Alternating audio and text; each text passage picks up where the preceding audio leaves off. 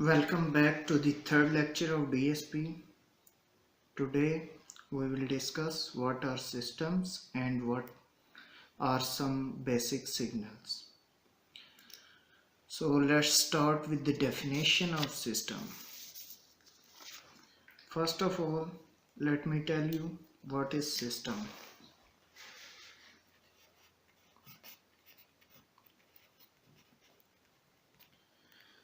System is basically a process to produce or create another signal. Process to produce or create another signal. The generic representation of system is X of n input. This block is the system and Y of n is output.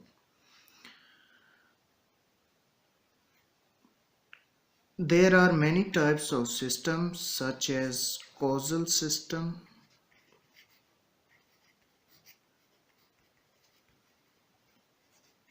linear systems,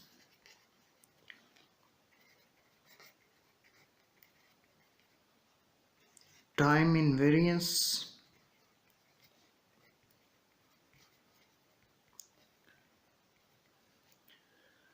we will describe all these one by one in the upcoming video.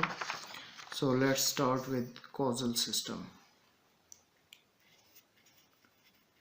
Causal system.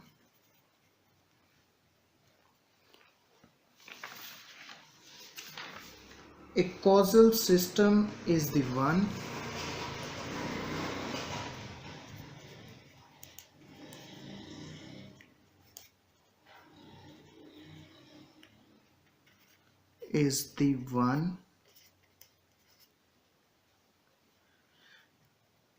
in which the output Y of n at time n depends only on the current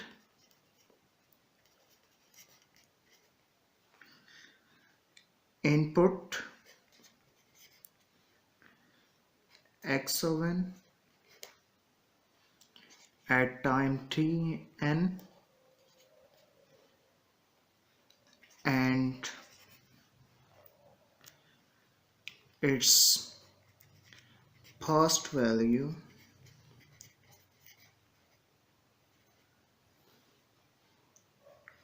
such as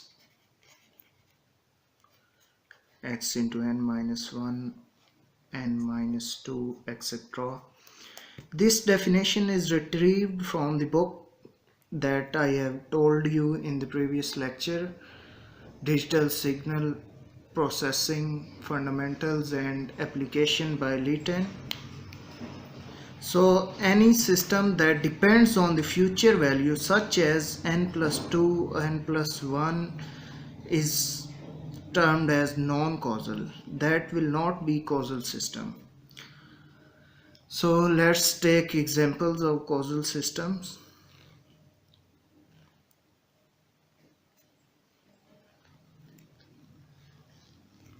Let Y of n is equal to X of n minus X of n minus 1.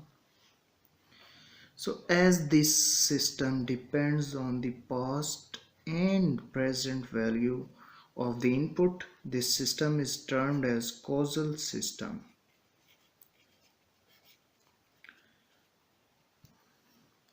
Let's take an example of anti-causal or non-causal system, which is the average system.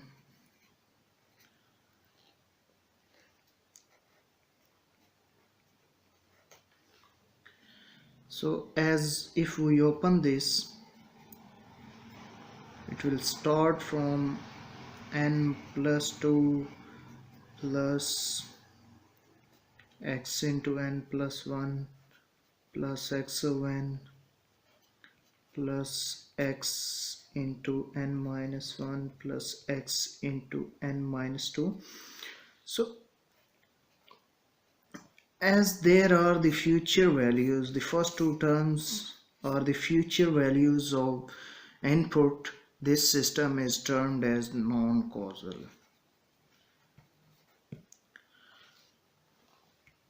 There are a lot of examples in the book.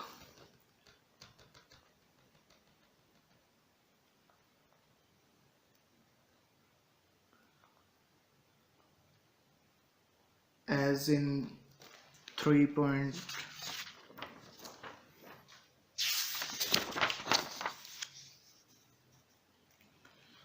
Question 3.17.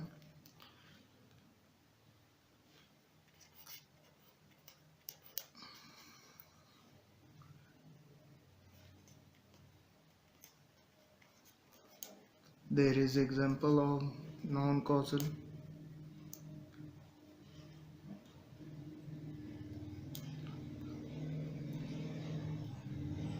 So this system depends on the future value of input. So this is non-causal. So let's move on the second type of the systems, that is linear systems. Whenever the term linearity comes, linear system comes, there should be the concept of superposition theorem. So superposition theorem has two properties. Here is the linearity. It is related with superposition theorem.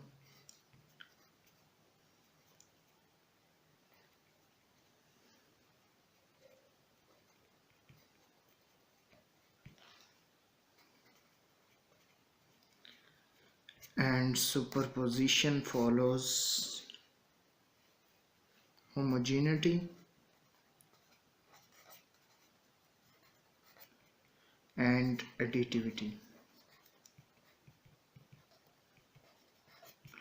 Let me explain these terms, then I will describe what are linear systems.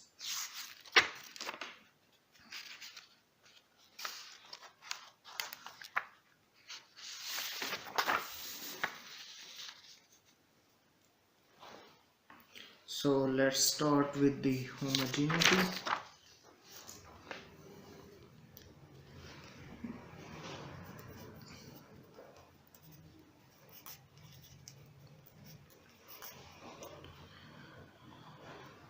If we multiply the input with some constant, let's suppose alpha, and the same factor is multiplied at the output, then the system is called homogeneous system.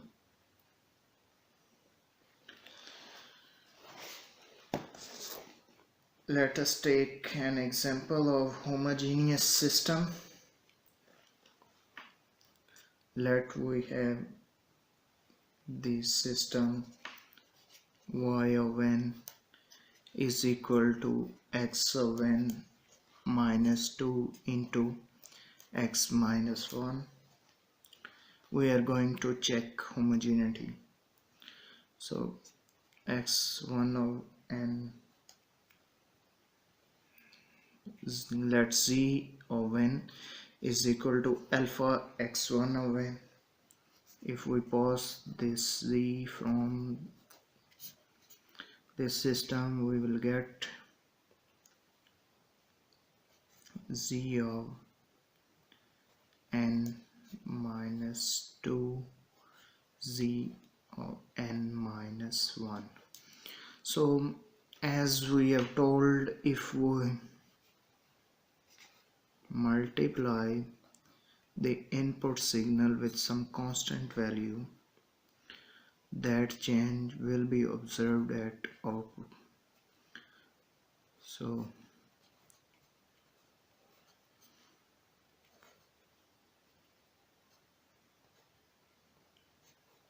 the input signal is x of 1 of x.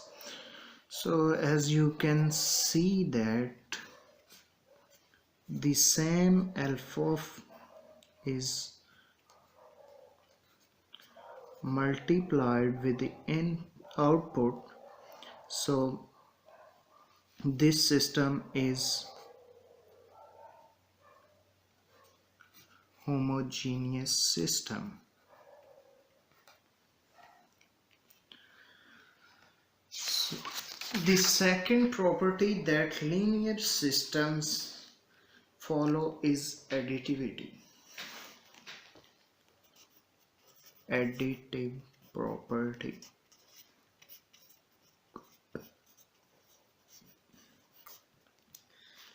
Let's suppose we have two systems.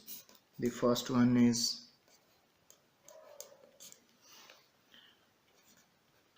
one system and two signals. Sorry.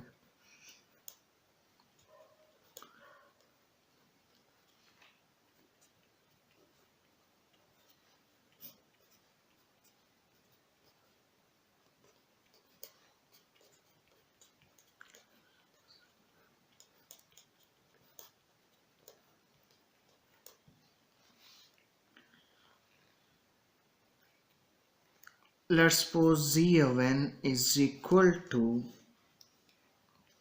x1 of n plus x2 of n. Then if we pass this z of n from the system, we will obtain z of n minus 2, z of n minus 1. If we substitute the value of z of n in this, we will get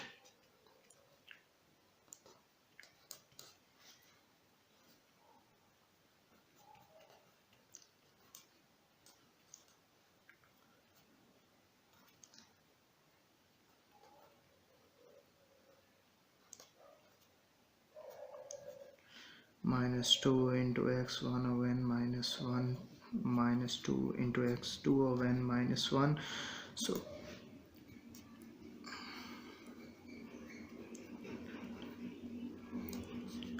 as you can see, if we add inputs,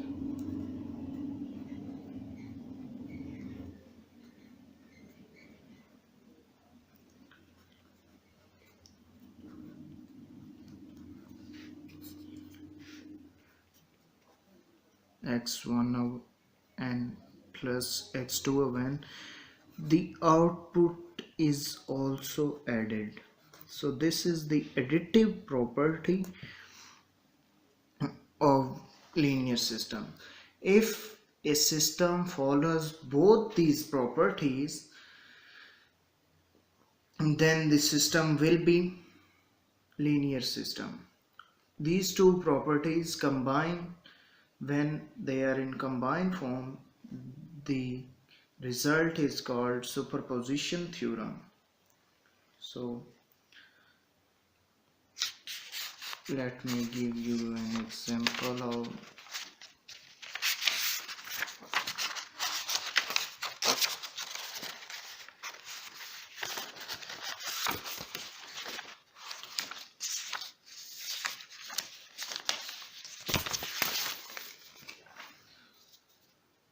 linear systems.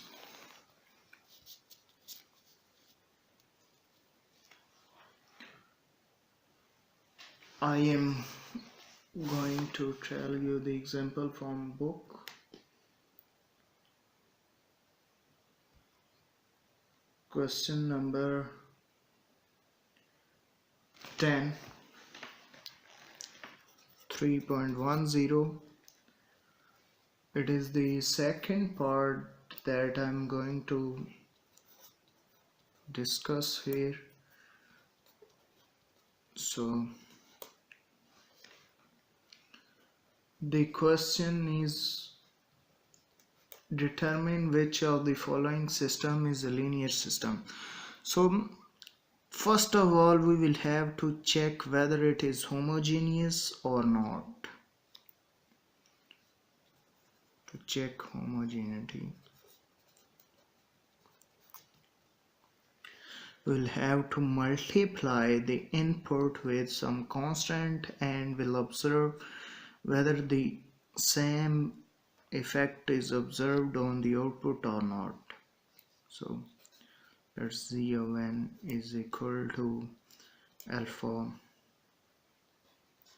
x of n. Pass from the system, we will get z of n z into n minus 1 plus, by substituting the value of z, alpha x of n, the same thing will happen at output, as you can see. If we take alpha common, this one is y of n, so it holds the homogeneity property. So the second property is additivity. We will have to check now whether the system holds this property or not. So let's take two signals.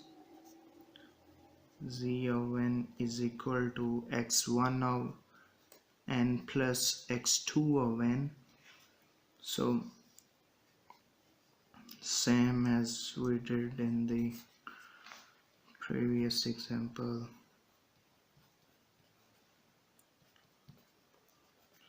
Substituting the value of z,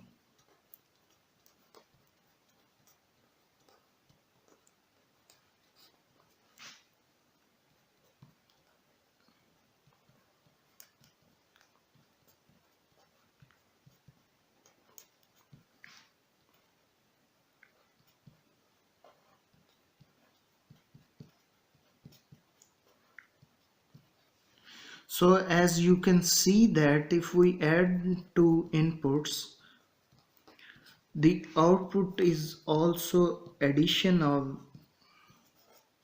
both two. So this system is a linear system because it follows additive property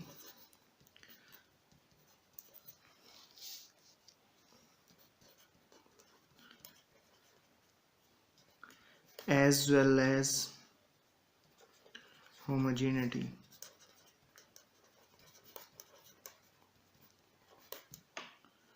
So this is the linear system.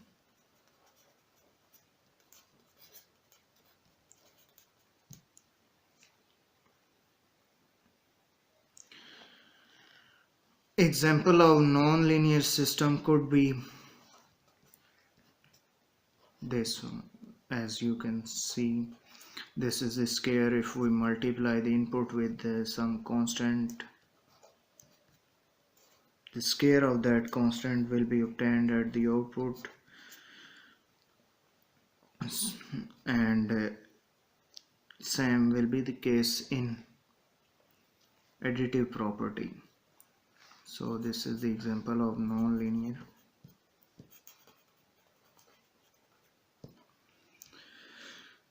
The third type of the system is time invariance.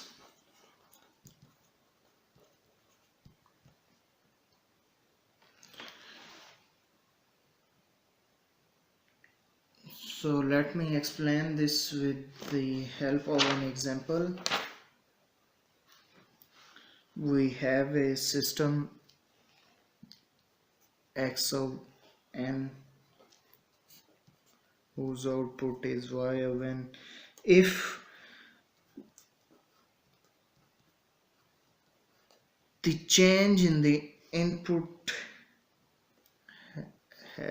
doesn't depend on the time to produce the output, then the system will be time invariance. If the output varies with the time, then it will be time variant system.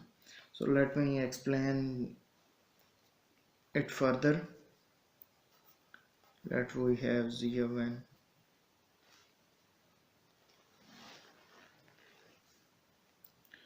x of n plus n naught. It passes through a system, and we have x of n plus n naught minus 2. The same example as we have discussed in the previous systems. So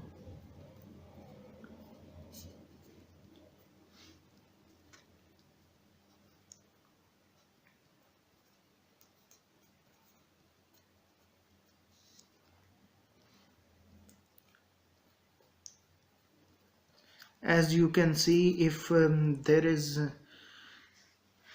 a shift of n naught in the input and we observe the same shift in the output, so this system is time invariance. It doesn't depend on the time. So let me take an example of time variant system. This is time invariance.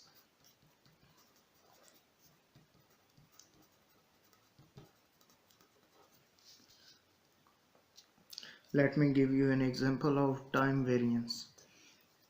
If this is, so as you can see, this is square. If there is a slight change in the time, suppose we have n plus n naught and it passes through the system which takes the square of the time, then as you can see,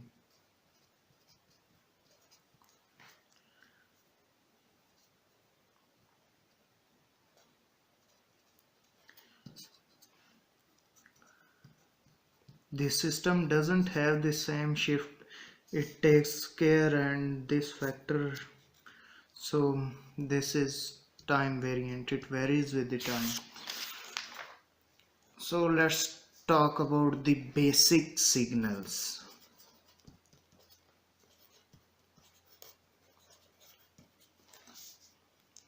There are two basic signals. The first one is impulse signal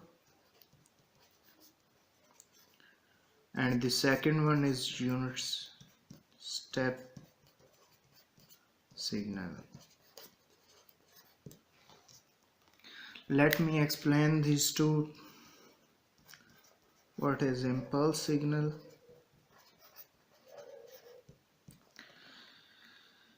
Unit impulse signal has its amplitude is equal to 1 at time is equal to 0, n is equal to 0, and it is 0 for n less than or greater than 0. It can be written as it is represented by del of n for 1 for n is equal to 0, otherwise 0. This is basic signal in DSP, very basic signal of DSP, and it is also the core of DSP.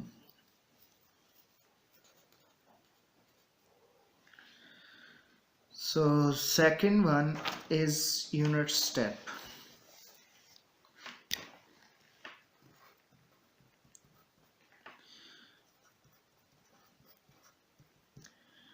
Unit step signal has amplitude 1 when the time is positive. For example, so for t less than 0, it is 0. T is equal to, it is represented by u of n, and its mathematical representation is, it is equal to 1 when n is equal to or greater than 0, and 0 for n less than 0. So this is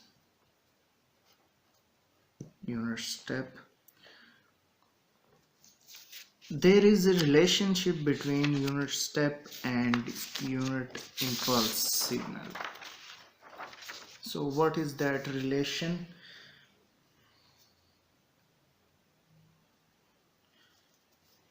Unit impulse signal is the derivative of unit step. So let me explain you. Let's take a derivative of unit step with respect to time.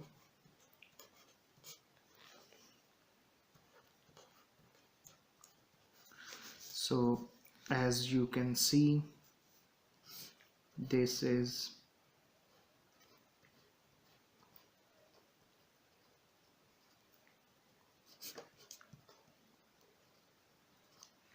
u of t, and this one is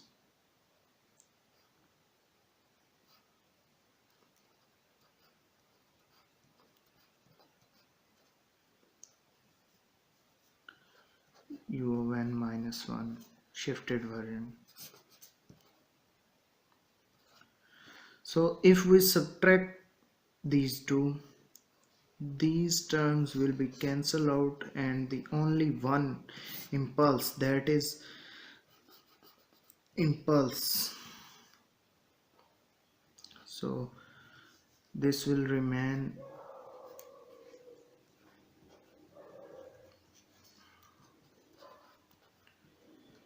So there is only one spike that is at 0 and its amplitude is 1, so this is also termed as unit impulse. So that's it for today's lecture. If you have any query, please ask in the comment box.